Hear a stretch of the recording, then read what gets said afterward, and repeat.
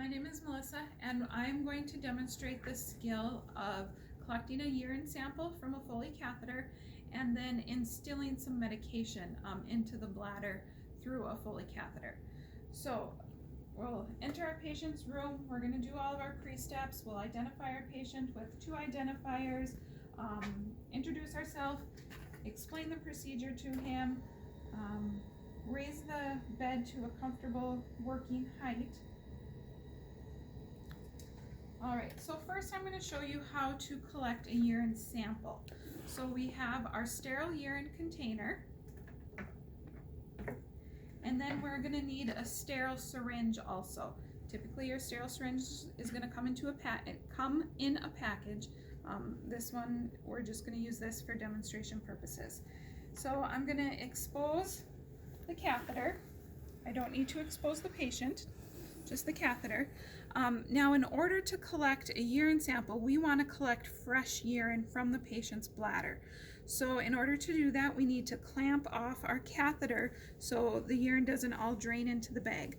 So we can do that just by simply bending the tubing and then using this clamp and putting it over the tube to clamp it off.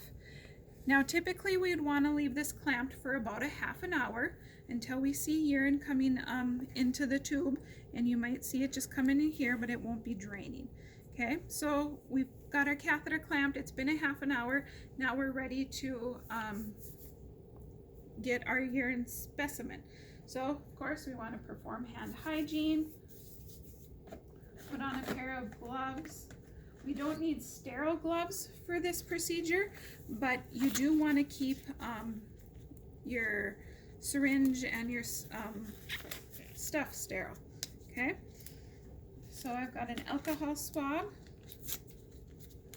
Now make sure you're using the correct port. Remember, this is the port that we used to put water into our balloon. That's not the port we want to use. This is the port we want to use. And I'm just gonna unclamp that to make it a little bit more accessible here for me. Okay, so we want to use this blue port. Now I'm going to take my alcohol swab and swab it off for a good 30 seconds.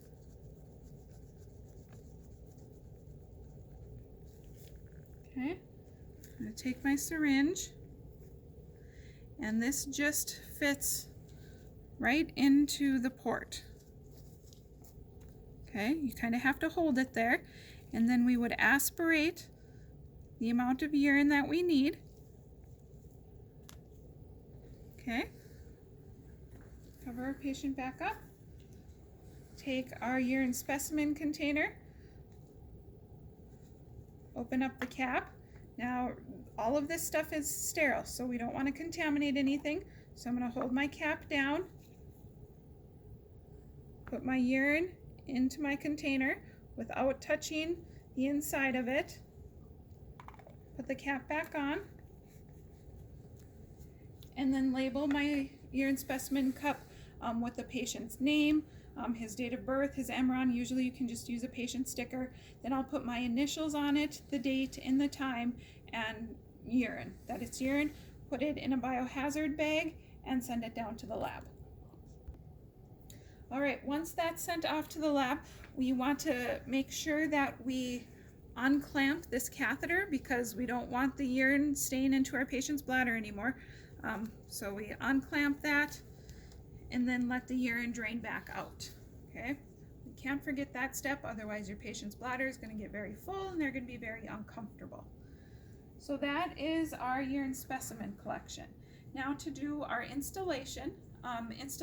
We can instill medications into the bladder that have been ordered by the physician, or you could also do a bladder irrigation. For this demonstration, we're just going to show the installation, but the bladder irrigation is very similar. Okay, so again, we're going to start by clamping off the tube because we want to ensure that our medication goes into the bladder. Okay, we have our medication here in our container, and we've got our sterile syringe. So I'm going to open up our med, grab a an alcohol swab. Again, we're going to swab our port.